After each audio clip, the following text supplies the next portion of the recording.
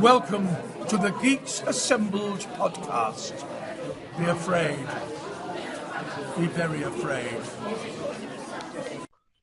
Hello, we are Geeks Assembled, and we are back again for another Doctor Who review, and tonight it's Kerblam.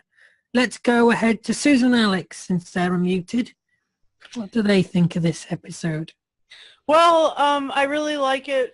It is now painfully obvious that we do not pop the bubble wrap, that we maintain our control, our self-control, and do not pop the bubble wrap. We have been warned by the robots. We have been warned in the TARDIS. We have been warned by a robot army that looked like the robot army that you envision when you see the movie iRobot, and then and even when you read the book iRobot, the uprising didn't happen because the uprising was there to protect people, but there was a guy who was in the maintenance department who had a really bad idea of a bad plan of hurting a lot of people with bubble wrap. Bubble wrap became weaponized. If you pop these things, if you pop them, I'm not going to pop it. No, it's not. You can pass it to Alex if you really want. Yeah, I could. Alex, pop the bubble wrap. Go on, pop the bubble wrap. It's not really bubble wrap. It's a bubble. It's not really. Oh, So, yeah, you can't really pop it. Phew, that was close. Anyway, yeah, so, I like that you tried. yeah, I like that he tried to. And, anyway, I enjoyed it a lot. It was a cool story. Here you go. Here's Alex. Yeah, I like the story, but at the same point, I don't. Again, I'm not quite sure, spoilers again, I'm not quite sure where they were going. Obviously, there has to be very small companies, and there's small companies, and there's middle companies, and then there's the grand monster companies, which have millions or billions of dollars. I don't know if they were making fun of Amazon and or Walmart, or if it's just us projecting the way. The robots look good. The warehouse looks good. I understand maybe what they were trying to do. What I don't understand is some of the characters' motivation, especially the villain. I mean, he's like, only 10% of people work, which I don't know how you can have any society with that low of a number. Secondly and thirdly, why would you send packages with bombs to the customers? No, it was 10%. 10% of every workforce had to be human, wasn't it? Yeah, well, that too. But what I'm saying is, what happened to the 90? So I agree with the villain. What was he? The maintenance worker or whatever. But the question is, even if you're unhappy with your job, you can't leave. You can't transfer. You can't get another job. Yeah, but he was but whatever job he went to would have been the same. That was the whole point. So in other words, he would always be the maintenance? Is that what it was? No. No, he wouldn't always be the maintenance. He wanted more people. He didn't want robots taking over everything. So he was gonna kill people with the robots, then blame it on the system. So the system would collapse, and people would go against robots, and people would start having jobs. It's basically like, in a way, it's a bit like what's happening around the world with immigration and stuff like that, where the narrative is immigrants are taking, say, like the UK. We think, for some reason as a country, that immigrants are coming here and taking our jobs. Therefore, the British people are out of work. It's the same thing. It's exactly the same thing, just with immigration and people from different countries.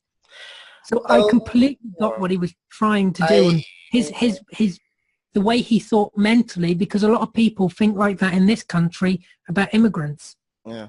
Well, the other reality too is the fact that I don't know how sending the bombs to the customers helps. I mean, I would think that you'd want to Yeah, destroy the because they would company. think the robots. Yeah, but Alex, they would think the system is evil. They would think the system is broken. They would blame it on the system. They wouldn't blame it on him. They'd blame it on the system. They'd never know he'd done it.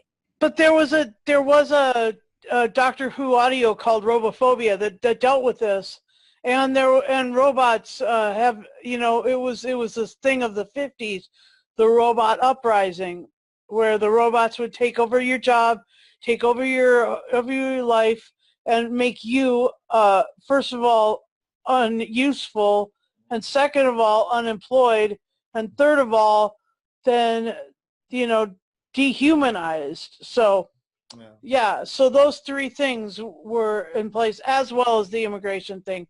I can see it parallel with that too. But that happens now with technology taking over. Because I don't know about you guys in America, but we have like cash points where instead of having cashiers at a desk, you go through a self checkout where you scan your goods yourself. Where that's taken somebody out of their job. Well, again, this is the other question and issue, even with technology and even with science fiction, of course. But here's the thing. You didn't always have automatic teller machines. But here's the other issue, is that the companies or the CEOs or the board of directors or whatever, obviously, unless we all change politically, they're not going to pay every single worker $20 an hour just to start. Plus, since most companies want to be everywhere, they want to have 100 locations per city, per state, or however you want to if they have a growth put plan. it. Okay, but you understand my point, is what I'm saying. Yeah. Is that even if you wanted a job real bad, and there's no shame in a job as long as you do it well and honestly. But here's the thing.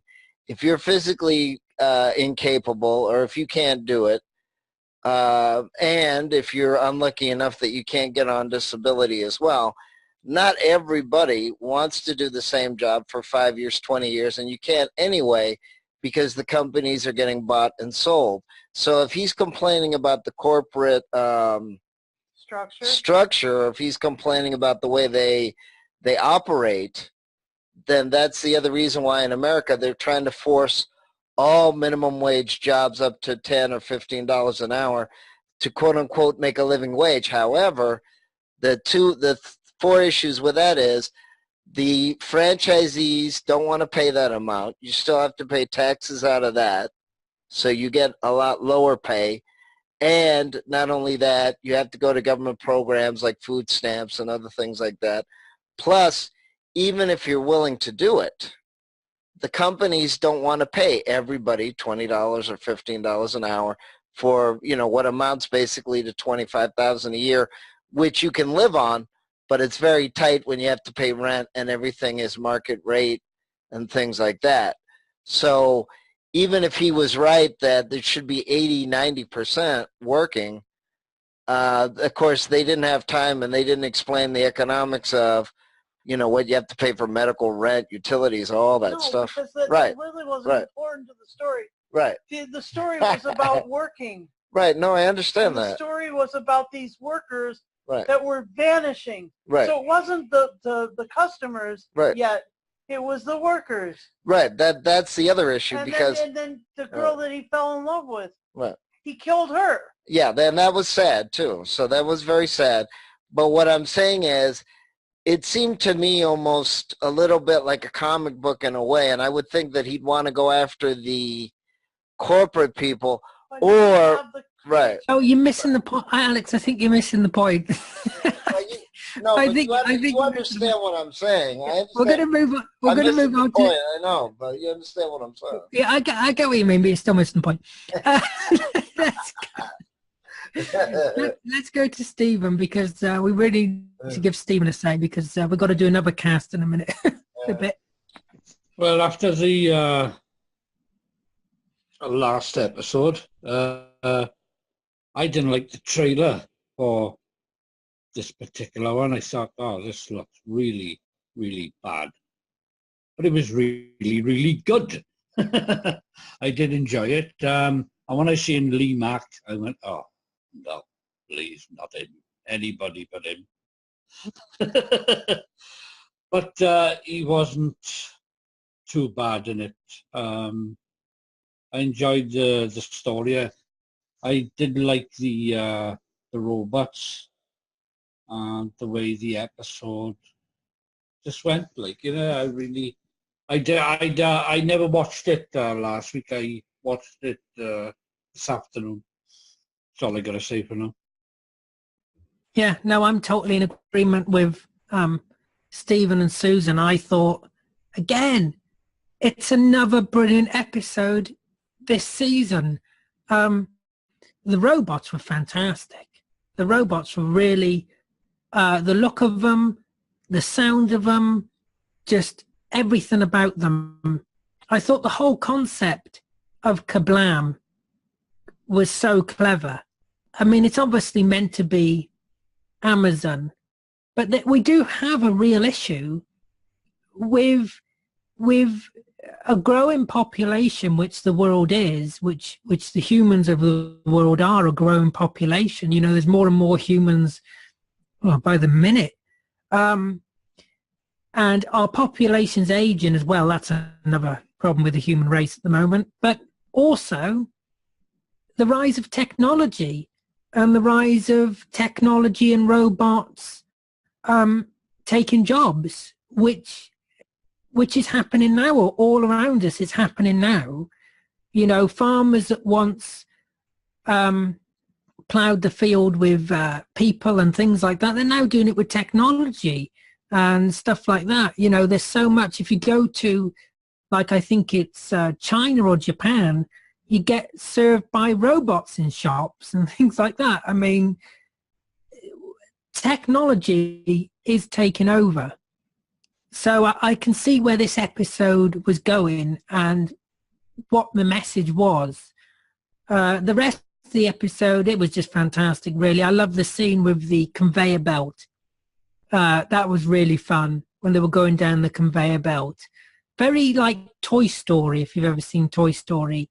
I think it's Toy Story 2, isn't it? Yeah. So that was good. The woman off Coronation Street, I can't say her last name, but it's Julie Harty Brewer or something. I've just butchered that name. Sorry if you're watching, Julie. She's definitely watching. So yeah, she was brilliant in the entire episode. She was brilliant. Yeah, I really enjoyed it. Let's go to favourite moments. Let's go to Alex and Susan. I think I agree. The conveyor belt was cool. I think that the way that you know, the emotional scene when his girlfriend is vaporized was really hard. It was a good moment. And let's see, is there another real favorite? I liked the scene with Graham and the other guy, and how he found his little necklace then and returned it to his daughter. I mean, or asked the doctor, can we bring it to his daughter or his wife? Because that was really, really sweet. And the doctor, you know, the doctor had a lot to, you know, to figure out with this. You know, she was really clever, and she thought it was going one way, and then she had to switch her whole mindset around to sorting it out, that it wasn't, once again, it wasn't the machine, it wasn't the alien thing, it was the human being who was desperately wrong. And you know, she's had to deal with that a lot. So here's Alex. Yeah, can I just say, I did love the twist when we find out that it wasn't a human asking for help. It was actually the machine asking for help. I really enjoyed that. Go ahead, Alex. Well, yeah, I mean, even if I kind of missed the point, I was trying to illustrate something. In terms of the moments, I mean, I like how the warehouse looked. I like the robots. They reminded me of the the ambiance of The Greatest Show in the Galaxy or The Happiness Patrol. I did enjoy the conveyor belt. But like I said, I just wish I don't know, maybe like I said, the issue too is they have to rush it and there's no two-parters. But yeah, I mean, I had things that I liked about the episode.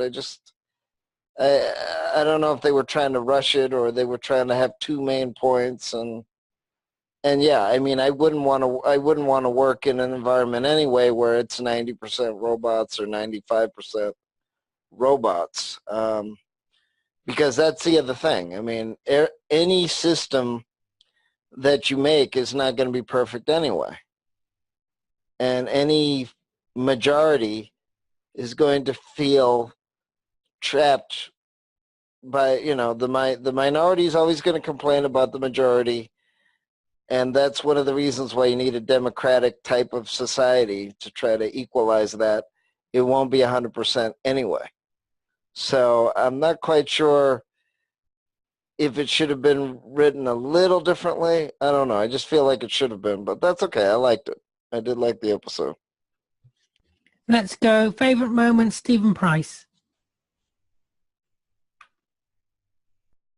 Oh, it's got to be when Lee Mack disappeared. Yeah. Stephen, I'm going to spoil it now. It's a 10 out of 10 from me, simply because Lee Mack got liquefied. Oh, yeah. Lee Mack was liquefied in that tub. That's 10 out of 10, I'm sorry. The other one was the conveyor belt scene. Yeah, I'll have to. I was half asleep watching it this afternoon because I had work this morning. So I'll have to rewatch it again. Yeah, it's really good episode. Yeah, what did you say out of 10? Can't remember. All right, sorry. I'll give it a 9. Oh, 9, that's fair, that's fair. Let's go to Susan and Alex for final say and score. Yeah, I'll give this a 9 out of 10. 9.5 out of 10, actually. I think that's fair, and I'd just like to say, don't pop the bubble wrap, and the robot uprising is not there to hurt you. It's really there to help. Yeah, but people are frightened. Yeah, but people are frightened of the unknown. Like I say, it's like the immigration argument. People are frightened of them. Whoever they are, people are frightened of them. Whether it be robot, whether it be immigration, whether it be whatever. That people are frightened of what they don't know. Okay, and that's basically what this was kind of like that. But the robot uprising that you see in many, like, 1940s, 50s, and 60s science fiction shows is that the robots are the dehumanizing factor, and this plays upon that and then flips it on its head, where the robots are the actual in jeopardy, and the humans that they're serving are in jeopardy, and the system cries out for help. I think, that turns it on its head, and, that's just really creative. And but I do like the so anyway, here's Alex. Give us a score, Alex. Yeah, I'd give it an 8.7. I mean, that's the other that's the other point, not only about science fiction but about stories, is that we can't all be us and we can't all be them. There has to be, there's going to be a group different from you in any case. No matter what, that's the whole point of a story, is that usually it's not about one group and one group all get along. That's not usually stories that people remember. You have a group, but they're in conflict or fighting or debating with another group, and that's what most stories are, isn't it? I mean, whether it's musicals or whether it's fiction or not fiction or even sci-fi. There has to be an us and a them. I mean, that's the contrast. Like I said, I would have liked it written a little differently. I think it wasn't. I don't think it was defined enough. But like I said, I do like the story. I do like what they're trying to set up. The robots look creepy without being violent. But then again, it was the humans pulling the heads off the robots. And it was the human that put in the bubble wrap that exploded and vaporized people. So there you go. I mean, you know, so he's malfunctioning, even though he might want to go back to the golden age, or he might want to, that's not life either. The history books are nice to read, but that doesn't mean that everything they say is 100% accurate either. Yep. So, yeah, it's gonna get a 9.5 from me, but it does get a 10 for killing Lee Mack, which, yeah, because every time I see him on telly, he drives me absolutely insane on that bloody not going out. If I was the director or producer of that episode, I would have wanted him to get killed by a chainsaw. make him suffer. Stephen, there wasn't a chainsaw in this. There wasn't a chainsaw, but he was liquefied. Isn't that good enough? No, I think Stephen means actually. I wanted to see him die more in agony, like, Okay. And on that note, I'd like to thank everybody for joining me. I'd like to thank you for watching. Look after yourself. Take care, and we will see you next time.